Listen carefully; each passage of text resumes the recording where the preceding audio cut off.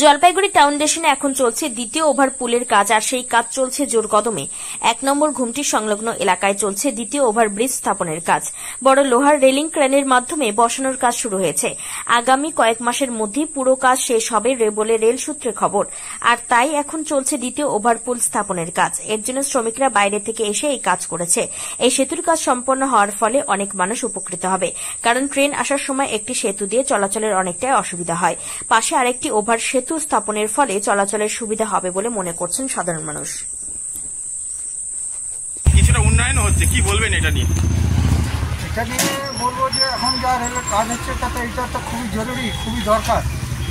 আর এটা হওয়াতে পাবলিকের সত্যিকারে এখানে যা জাম হয় তার থেকে অনেক বেশি, এটা হওয়াতে অনেক বেশি পাবলিকের অনেক বেশি ভালো হবে।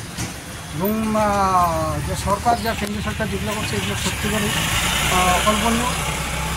আশা করি ভবিষ্যতে এরকম কাজ যাতে আরও হয়, তাতে পাবলিক সাধারণ মানুষের কি সুবিধা হবে? মানুষের বিশেষ করে এখানে যে জাম হয় সেই যাতায়াতের পক্ষে অনেক সুবিধা হবে।